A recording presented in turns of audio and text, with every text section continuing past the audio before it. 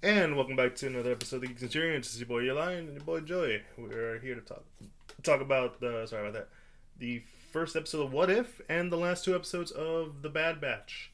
We're gonna start off with What If because it's just one episode, Yeah. and I'm pretty sure it's gonna take a majority of the time that we are gonna talk about because it's a new show and it's not this soft to talk about. For one, what does it mean for it to be What If? Because Joey, you never read a What If comic in your life. Well, I never read one, but I get the concept of Yeah. what if. It's just oftentimes they're like short like little I guess mini comics of like One shots. one shots of like oh what if this were to happen, and sometimes It's a slight deviation, you know. yeah, and it sort of it does like a weird butterfly effect where like various things are massively different for the Marvel universe. Yeah.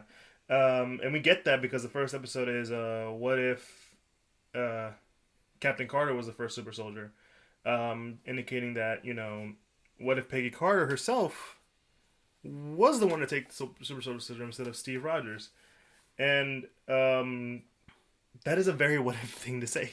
What if episode based on a comic. Not saying there is a comic out there, but I'm pretty sure there's a comic of what if Peggy Carter was the one to take the serum. I'm pretty sure there's a lot of what ifs. I haven't kept track with a lot of them because they're usually like there for a while.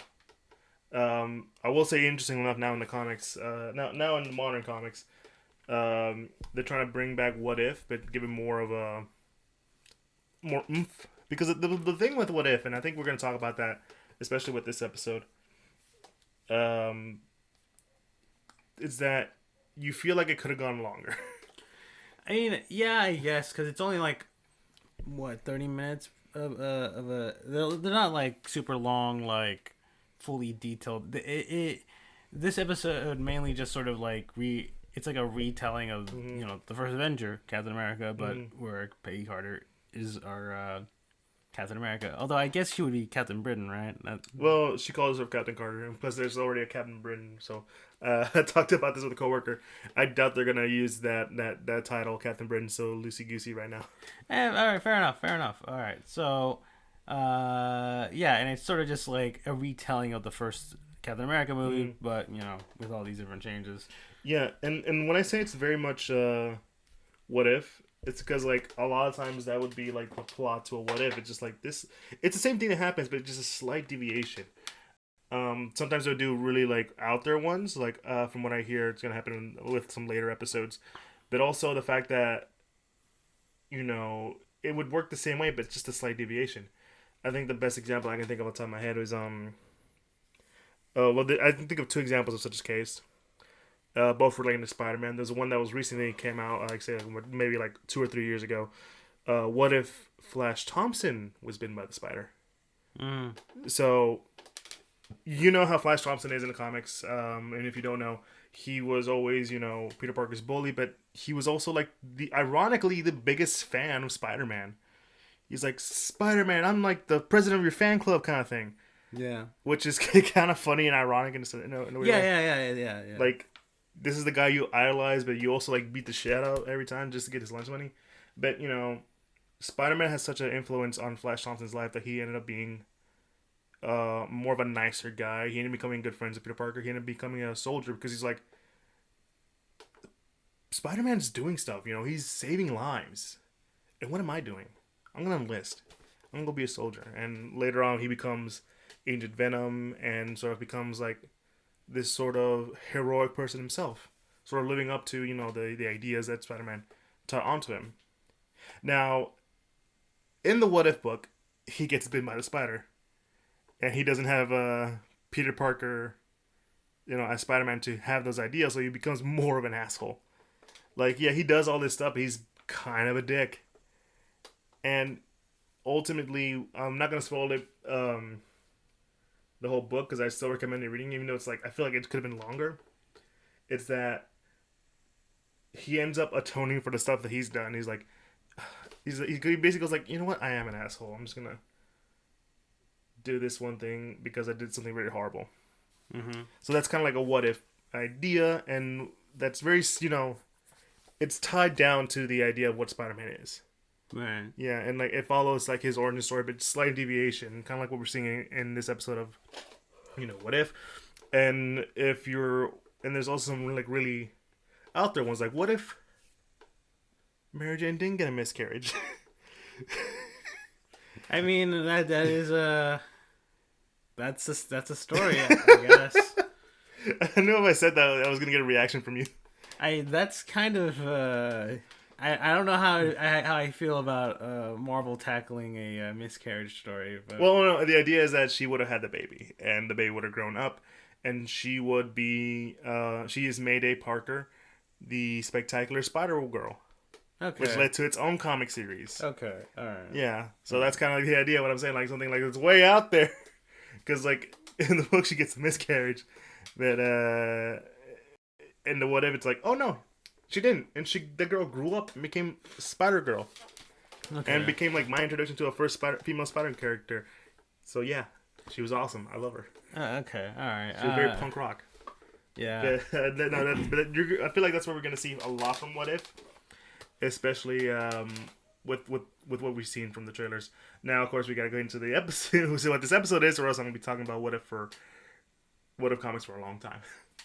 Yeah. So I mean, pretty much, we already sort of given a brief sort of overview, but yeah, like basically, we open up with the Watcher. I believe he's basically sort of the narrator of the series. Yeah. He sort of like just sort of talks about like he's the Twilight Zone guy. Yeah, Rod Sterling, I think is his name. But Rod Sterling. Yeah, basically he's sort of just, these are all the stories I've seen or whatever from the various multiverses and various timelines and stuff, and it's like these are all like what if, right? And basically it sort of just starts off right in the movie where Steve is about to get the super soldier serum, and the big change is that Peggy stays in the room to witness everything go down. I will say it does make me want to rewatch the first Avenger, just to see if like was that an option that they gave her, like it's like they're asking her if she you can either stay in the room or you can go up with everybody else. Yeah, in the observatory or whatever, right? Yeah. And she decides to say, and that essentially causes the ripple effect because the Hydra agent causes an explosion, shoots Steve, and doesn't kill him because and Peggy's there, is able to kill the Hydra soldier, the spy, and before they can drop the serum or whatever. So basically, Peggy decides we need a super soldier, and I'm the only one that's capable. Yeah, because Steve is shot, and they're losing power to operate the machine, and Ersket's gone. Yeah, so basically it's like a do or die moment. Like someone has to get in there. The general is like, I think it's General Flynn or whatever. Yeah, he's like, Stark, get in there. It's like, me? I ain't the guy for this, man. I'm a scientist. I push buttons and stuff. All right, I'm very goddamn it, Jim. I'm a doctor. Yeah, this isn't my prerogative, bro. And Peggy's like, you know what? This is not in a job description. yeah. Screw it, Howard. Start the machine up. I'm going in, and she does, and she gets the super soldier serum. And initially, General Finn's pretty much like, well, this was a waste of time. The serum went into a woman. A woman. Yeah. Very 1940s, like, we can't have a woman on the front lines. And I'm just like, Jesus Christ, man.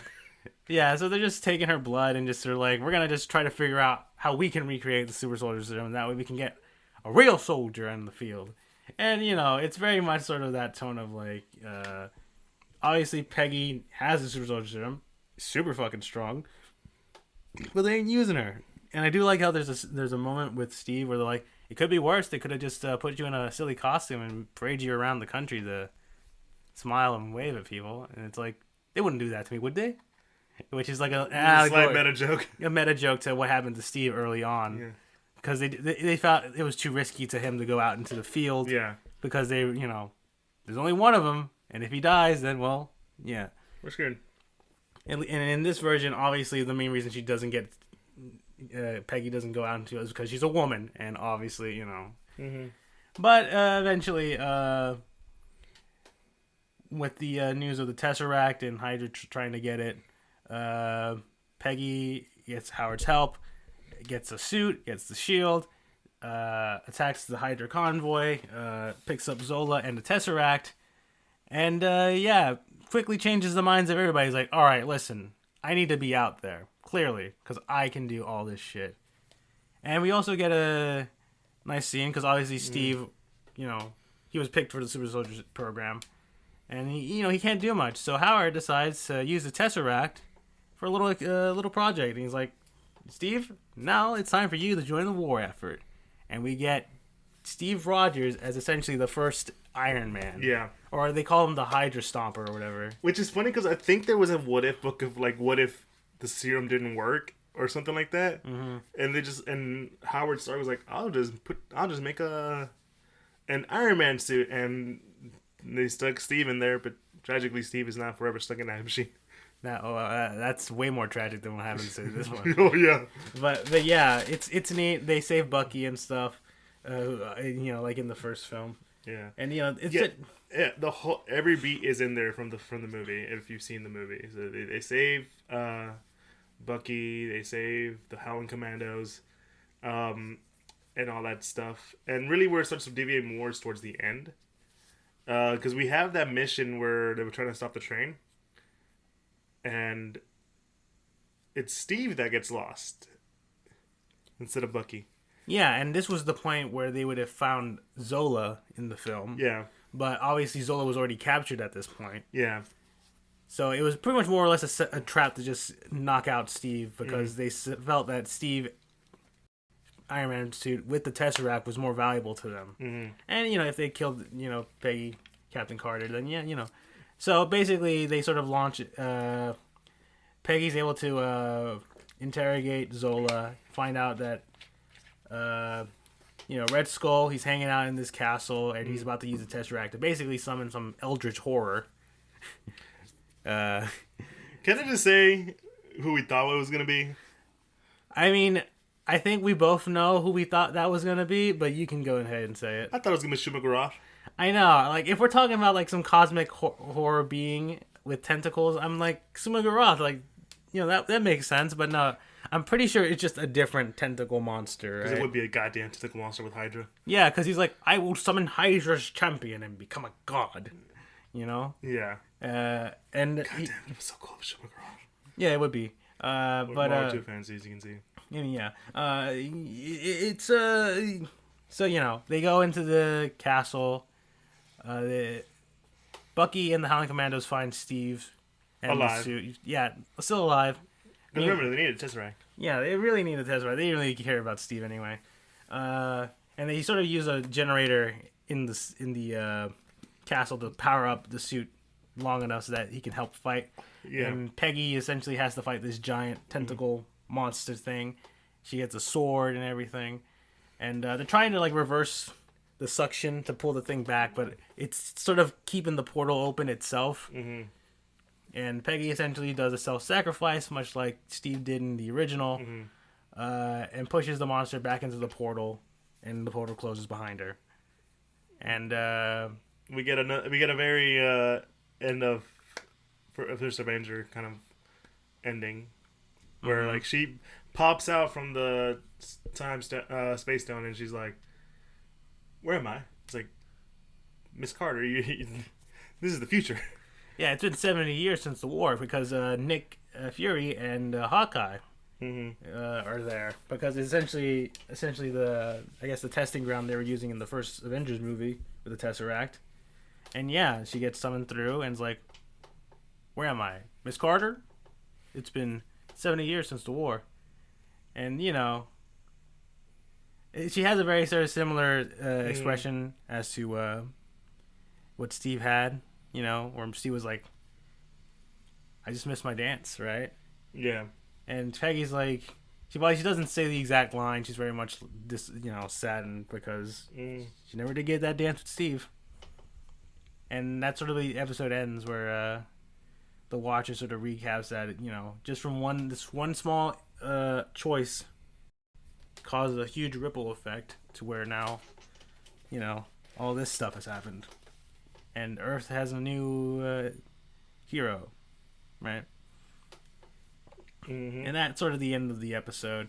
And yeah, like we said, it takes a lot of beats from the original Captain America film.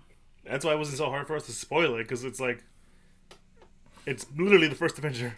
Yeah, like just from like I think marketing materials, like in seeing the concept, yeah, I think it would be like just sort of that. It's just the end. The ending is very much,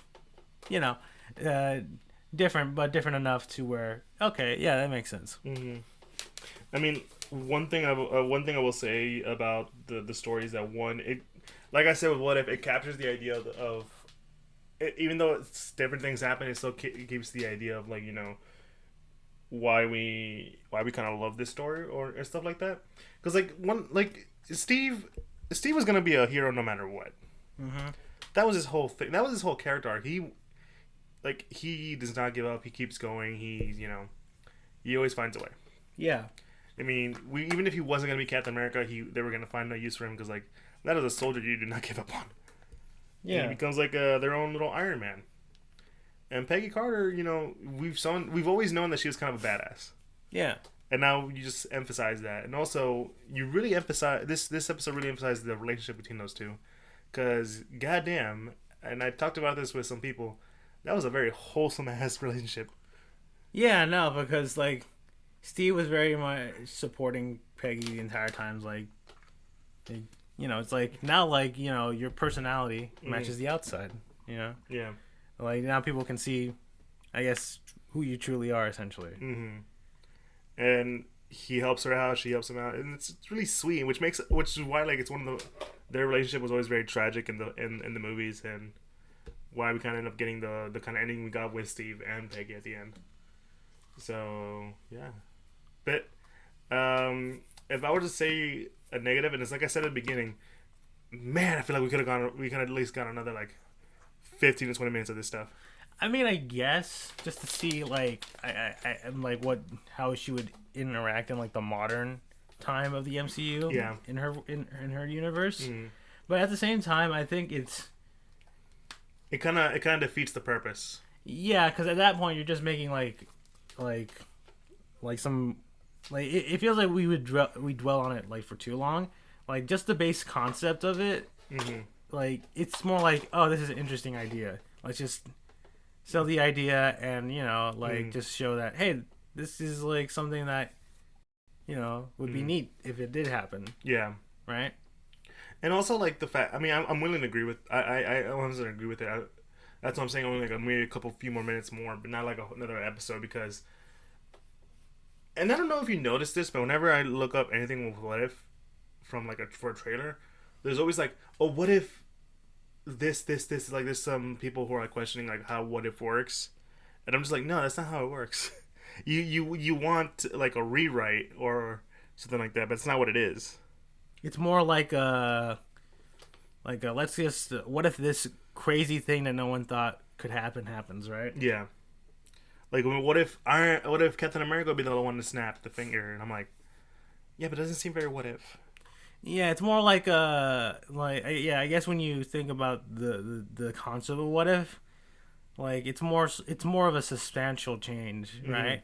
Because Peggy getting the super soldier serum is a substantial change. If Captain America were to snap the Infinity Gauntlet at the end of Endgame, then it doesn't really change a whole lot except for like Stark still being able to be with his family.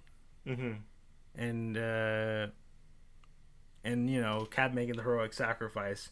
But like the big thing about the snap was obviously that Tony for a long time in his life, because it's sort of a callback to that interaction they had in the first Avengers movie, where like Steve was like, you're not the one to put your life on the line for someone else, and Tony did that. He did it twice. Yeah, he sacrificed himself by using the snap, and that's sort of a complete arc of his character.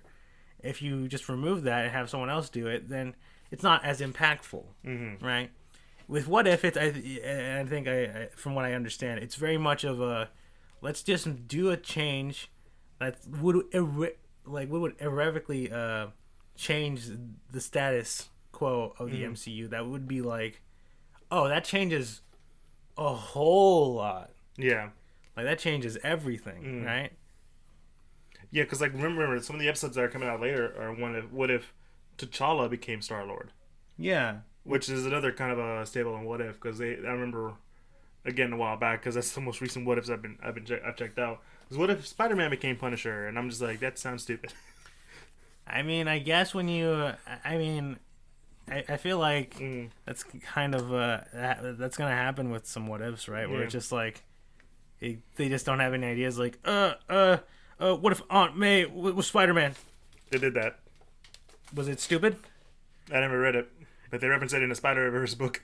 Well, then I'm pretty sure we both know the answer to that. Then.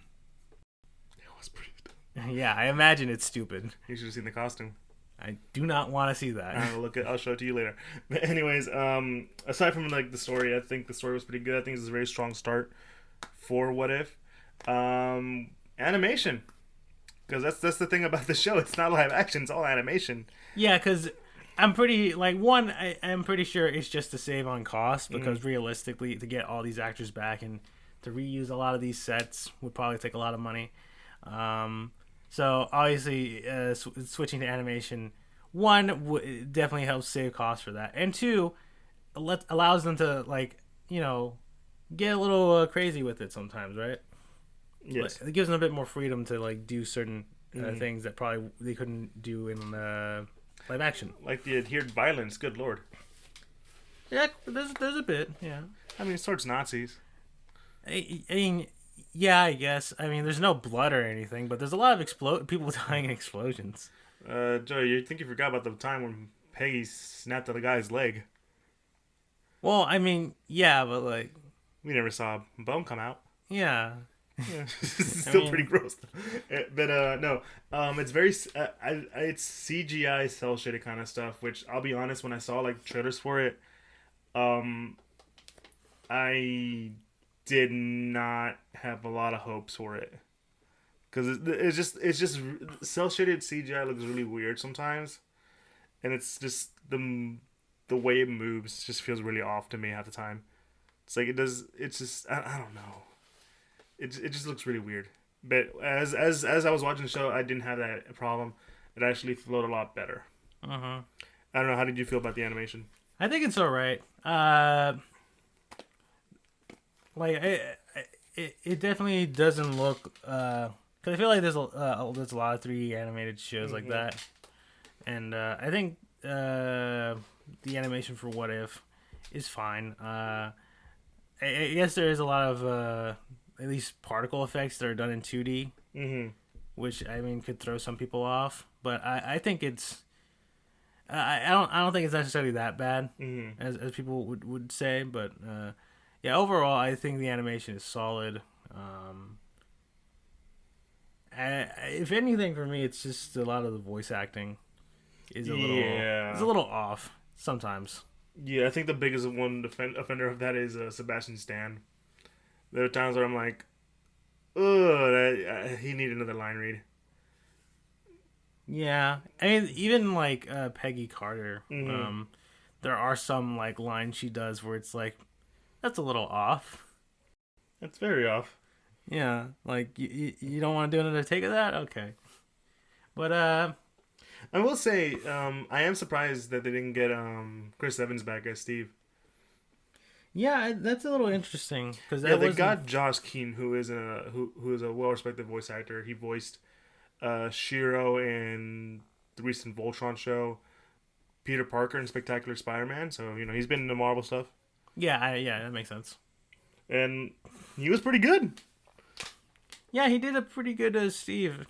I don't know, maybe because he didn't turn into a bulking, muscular man, they decided not to bring Chris Evans back, or maybe Chris Evans was busy with stuff. I mean, yeah. What else can we talk about? What If? I mean, I don't know. I'm just sort of.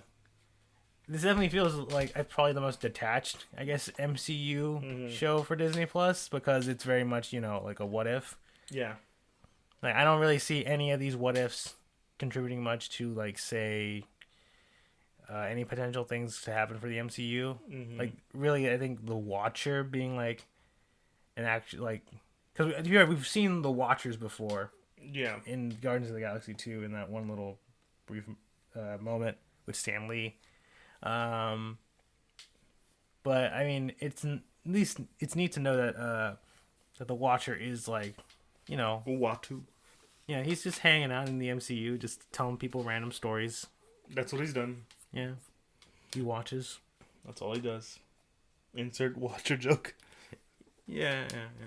But I don't know. I think what if is great start to with this idea.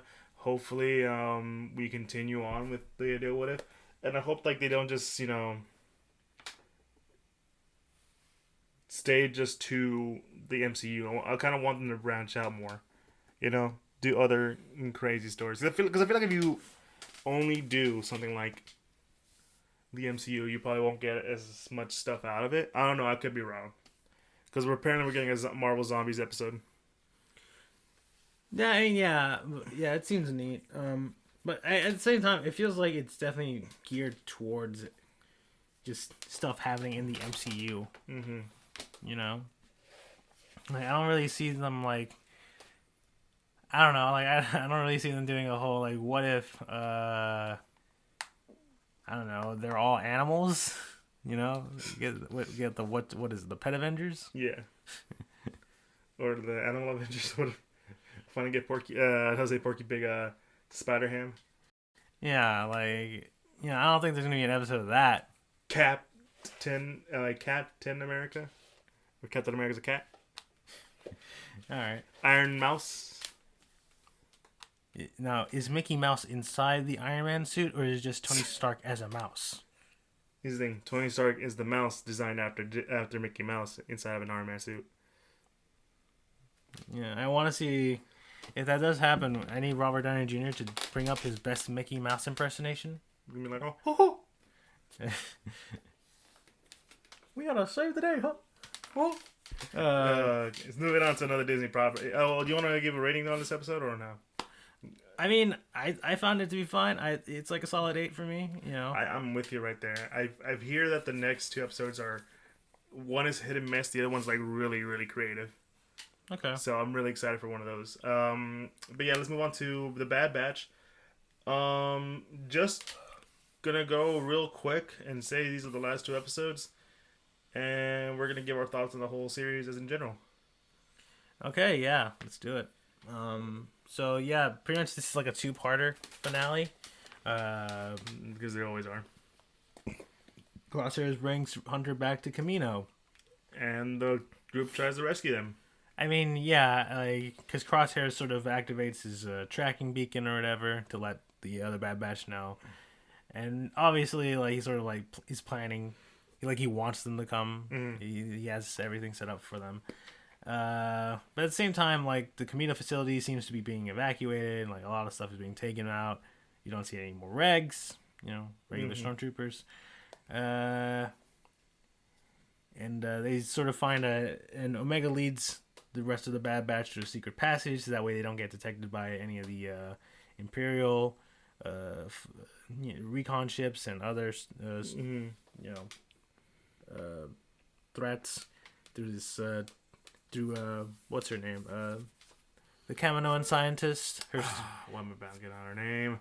Yeah, I forget it. But she leads them through through her personal lab, her secret lab, where Omega was created, and where the Bad Batch was created. And it turns out that Omega was created before the Bad Batch. She is the older sister.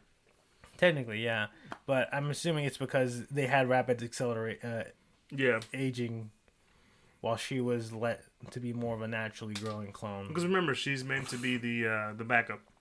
Yeah, she has the backup Boba Fett genes. Mm-hmm. And Jango Fett. Jango Fett. I'm sorry. I mean, they're a Fett. They're a Fett. Yeah. So yeah, there's that, and there's a bit of talking between Crosshairs and Hunter, sort of like Crosshairs being like, being a dick. Yeah, pretty much. And Hunter's like we didn't have a choice in this, all right? You trying to kill us all the time. You know, it's like good soldiers follow orders, Hunter. Uh, and yeah, they sort of Omega meets Zack up with the little robot AZ, you know, and he helps him out. And eventually, the Bad Batch find Hunter because they get led into the old training room. Omega stays behind because they obviously don't want her to get mixed up in all this. And Crosshairs essentially sort of gives them the choice, you know, keep on running, living your lives, always on the run, or join me and the Empire, right? And he even kills like his squad mates. The sort of kind of a badass move too to do. Yeah, because he laid out some little reflectors that bounce off and like hits them all. Mm-hmm. And he sort of, that's sort of his compromise. You know, it's like, I'm giving you a choice. We can be brothers again. You know, join the Empire. And Hunter, join the dark side. Yeah, and Hunter and the rest are just pretty much like, no, we're not gonna do that. You got the chip. No, this isn't you. And in a plot twist, Crosshairs reveals, I don't have my chip anymore. This has always been me. You know, and it's kind of a crazy twist, questionable twist too. Yeah, questionable. But Omega essentially activates a bunch of the battle droids, the combat training droids, essentially to distract Crosshairs. And she, while all this is going down, the Imperials, having taken off all the necessary and important stuff off of the Camino research facility, General Tarkin orders them to blow that shit up. Yeah. So they do, and they have this now try to friggin' escape off of the research facility as it's blowing up, which is where part 1 ends, and part 2 starts with them sort of kind of knocked out and having to just figure their way out of this facility that's slowly falling into the water and get back to their ship with Crosshairs, who's very much sort of still kind of being a dick. Yeah. He's like, oh, you're letting the kid call the shots?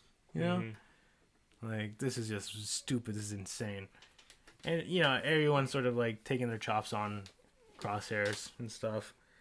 Even Tech was like, don't blame him. He's always been like that. To which like Crosshairs is like, why are you defending? I'm not. I'm stating the obvious. Yeah, it's like, you're a dick. Yeah, it's like, he's like, I'm not defending you. I'm just pointing out who you are, and why you're so freaking difficult to work with. Yeah. And they sort of find their way back to the Kaminoan scientists' lab, and they sort of realize that the path to get to their ship has been destroyed through the process, and they have to use the medical tubes. Yeah. That that they grow the clones in and stuff, as their only method of like escape and flow back to the surface. And AZ sort of has to help them out. And there's a bit of an, I guess, emotional moment where AZ batteries are starting to run out, and like he tries to save Omega. He's like, "No, you're free to go, and I'm gonna go. And, my batteries are dead now. I'm dying. I fulfilled my life's purpose." Yeah, and Omega does honestly kind of a suicidal thing and tries to save AZ by opening the tube. But no, to be fair, she's known this thing since she was born. It's like her close thing she has a family. Yeah, and I get it. But at the same time, he's a robot. True. He's a droid. I'm just saying, if R2 robot lives don't matter. Listen, R2 got shot in the freaking head in episode 4, going, and he was fine. He's a robot. He's a droid. You can just fix him up. Yeah, but she has to get the robot to fix him. Well, you could always come back for him. But regardless, Crosshairs does a solid and actually grapples them to safety. And, they return to their ship, and, Hunter and the rest of the Bad Batch now give Crosshair is the same decision. All right, listen. All right, are you just gonna hang out here and wait for the Imperials, or you come with us? All right, we're giving you the choice. All right, we may not agree on everything, but like we're still like brothers, you know. Mm-hmm. Crosshair is very much like, no, I ain't gonna do that. I made my choice. Yeah, I'm making my choice. I'm sick with the Empire. We're gonna rule the galaxy and stuff. I'm making the right choice here. I'm making the right play, and you know, they sort of have to go their separate ways. Omega has a bit of a like, thanks for saving AZ, and you know, like, listen, you're still our brother. You know, we could always work together. And you know, Crosshair's just like, we're even on that saving It's like, thing. God damn it, Crosshairs, take the hint. Yeah, and you know, they sort of leave, and Crosshair's just hanging out on that platform, and we get a bit of a stinger towards the end, where we see the Kaminoan scientist being brought into that giant base that's basically under a mountain. yeah, Darrow or whatever, Mm-hmm. on planet Darrow, Mm-hmm. and you know, they're like, we have great plans for you. You know, we really hope we're gonna really enjoy working together with you. Mm-hmm. And you know, and that's sort of where the I guess the series ends, which you know, it's very interesting. Yeah, it's either gonna be she's gonna do like more kind of cloning, or we're gonna get a connection to the whole cloning of Palpatine. I imagine it's the second one. Yeah, I feel like that would make most sense. Mm-hmm. You know, you got to make sure this world is connected somehow. Yeah. And yeah, those are the last two episodes. I guess we can say your overall thoughts. As much as I like the Bad Batch, and I really like the Bad Batch, but I do feel like it meanders a lot. In areas that I feel like, man, I feel like this could have been a shorter episode, or maybe you didn't need to have this episode here. But where I feel like it's strongest at is just the world building, just seeing the slow but ever so gradual change of the Republic into the First Galactic Empire kind of stuff. Yeah, that is like sort of the coolness of I think Bad Batch is seeing that we are in that intermediate period of the Republic slowly becoming the Empire, you know. And yeah, it's kind of neat to see that stuff. And yeah, I like the show overall. I'm not like, I think the episodic format of it, just like them doing random missions sometimes, was fine for me personally. And granted, there are some where it's like they're obviously gonna have episodes where they're like, this is alright. Like the one where they have to like rescue that Rancor. And I was like, Yeah, that was alright. yeah. But overall, you know, I mean, there's some other stuff too with like Robin, like seeing like characters that pop up from like I guess Rebels and some other stuff show up is neat. Seeing that happen. Yeah. But yeah, overall, Bad Batch is a solid show. And I'm guessing this is just a one and done, essentially. I don't know. I haven't checked to see if there. I'll check it right now. But I feel like there has to be like at least another season, because it feels like they're gearing up for that, aren't they? Yeah, it almost feels like they might actually just go ahead and make a second season of that. But yeah, I don't know. Like at the same time, like I'd be fine with where it ends right now. Yeah, I think they announced something. Okay. Yeah. But I'm just double checking, but keep talking. Okay, so you know, like I think if we were to end here, I think it's a solid way of ending it. It's a bit open ended, you know, like the Bad Batch is just gonna continue just going out doing random stuff across the universe. There is next year. So we're getting a second season next year. Okay. Yeah. I mean, like I said, it's a good show. I mean, I liked it. I just feel like there's some areas where, like, you know, I feel like we don't really need that. But the best part about it was the world building of it, because they're just seeing the gradual changes, especially like with the episodes with what is her name, the green alien chick that's in Rebels. Why am I forgetting her name? You know who I'm talking about? No, I know who you're talking about. I don't know her name. Wow, we are bad at this. It's been that episode happened like a while ago, right? Yeah, but I mean, like that whole just that whole session with just seeing how the Empire is slowly taking over that planet and her involvement and just the Bad Batch being a part of that whole situation, which is probably one of the best episodes that they ever had. Mm-hmm. So I'm totally down for more of that kind of stuff. I mean, what do you think about Crosshair? Do you think he's gonna come back for good, or he's slow? Like, if they do, it's gonna take part of in the next season where it's like a gradual like redemption arc for him to, and eventually ending up back with the Bad Batch. I don't know what you think. I think it's possible that he switches sides. I mean, considering Hera, her name is Hera. yeah, all right, That's why it's a very just normal name. yeah, yeah. I think it'd be interesting to see Crosshair's sort of going through a redemption arc, essentially. Mm-hmm. I mean, considering the fact that they are transitioning, they're phasing out the clones, and Crosshair's basically already killed a bunch of his troops anyway. So like, clearly the Imperials are gonna be a little upset that one, he survived, and two, that he was doing all that just to not even kill them, but get them to join the Empire. When very obviously they're like, no, we wanted them dead. All right. You're going to rogue. We don't like that in our clones. You're gonna have to die. Yeah, it's clearly obvious that that how about these long shot crosshairs. Wow, I'm very off today. Sorry. Is building his own, is literally digging his own grave with some of the stuff that he's doing, like killing his own squad mates and essentially not following orders. I mean, it's part of his, I guess you can say, his programming. He just doesn't realize he's doing it, instinctively. Right. But I don't know. I mean, we'll see. I mean, out of all the Star Wars properties, I think this is one of the more, decent ones. I think Mandalorian still beats out. Well, actually, this and the Mandalorian are the only ones out right now, aren't they? Yeah, in terms of like new Star Wars shows on Disney Plus, yeah. Yeah. I mean, you could count maybe the last season of Clone Wars. Resistance. No, I thought that it aired on TV. Yeah, they're on TV. Oh, you mean okay? I see what you're going with. Strictly strictly Disney Plus stuff. Disney Plus stuff, yeah. Yeah, no, but I think Mandalorian's still up there. Yes, the Mandalorian's still good, and obviously we're gonna get new stuff like the Book of Boba.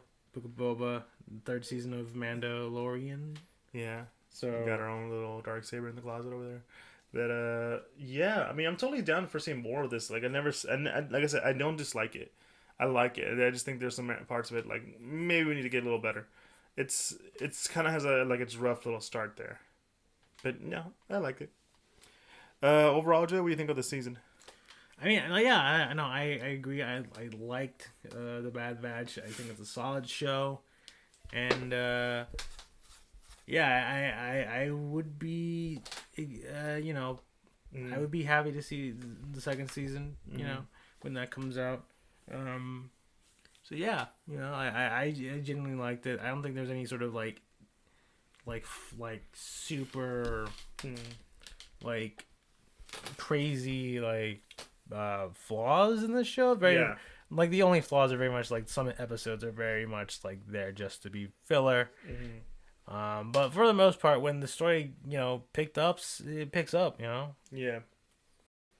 No, I'm with you there. I mean, I'll give it like a good 7 out of 10. I don't know. I think I would give it an 8 too. Really? Yeah. Explain, because I'm willing to go in your direction. I mean, I just like sort of the I like the aspects of the character interactions, that really holds up the show together, and like animation, was good. And I think all the obviously, and I think the story overall was very interesting. All right, I'm down for that. I'll give it a 7.5. I retort my statement because I feel like you're right.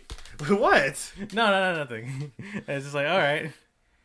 I mean, me saying that only gives it a 0.5. Okay, I'll give it an 8. No. I listen. All right, this isn't a debate. Like, if you feel like it's a 7.5, it's a 7.5. I'm just saying. I feel like I need to work on my debating skills if I wanted you to get something to like a 9 or something. You gotta remember, Joey. I like you. I have a very thick head. You were still upset about my reaction to Space Jam 2. I mean, yeah, I guess. Yeah. But anyways, yeah, no, I still enjoyed it. Hope a 7.5 I feel like is probably the best thing I give it to. I didn't just do that for a bit, but I'm just kidding. But no, I enjoyed it, and yeah, that's hopefully for more Bad Batch and some other stuff. And down the pipeline we got some more stuff planned. But thank you guys for checking us out. If you want to follow us on social media at the Geek Centurions, we have on Instagram, Twitter, and Facebook. Again, at the Geek Centurions. If you follow us on Instagram, where we are most active on, you will find a link tree to all the podcasts that we're officially part of, like Apple Podcasts, Google Podcasts, Castbox, Pandora, Spotify, all that good stuff. And you have a link to our YouTube where you can, see us for all your other listeners out there. Also, if you're on YouTube, like, comment, subscribe, and hit the bell icon. You know how YouTube is. And we have a link to our Patreon where you can support us in any form of way. It's there. It helps. And yeah, that's about all I got to say. Bad Batch ended great. I still enjoyed it. Even though I gave it a sample file, I still enjoyed it. What If? It seems like the beginning of something really creative for Marvel and that we're all pretty much down for. Mm-hmm. And, if it flows into the movies, hopefully we get something new and cool. I want to see a Ghost Rider movie so bad with Robbie Reyes. Please, Marvel. Please, don't do a Blue Beetle on us. Have you heard about Blue Beetle? No, you told me about Blue Beetle. What happened with it? So disappointing. Yeah, a little bit. Yeah. Anyways, guys, it's me, your boy Eli. Me, Joe. You guys have a good one. Have a good rest of the day. Peace.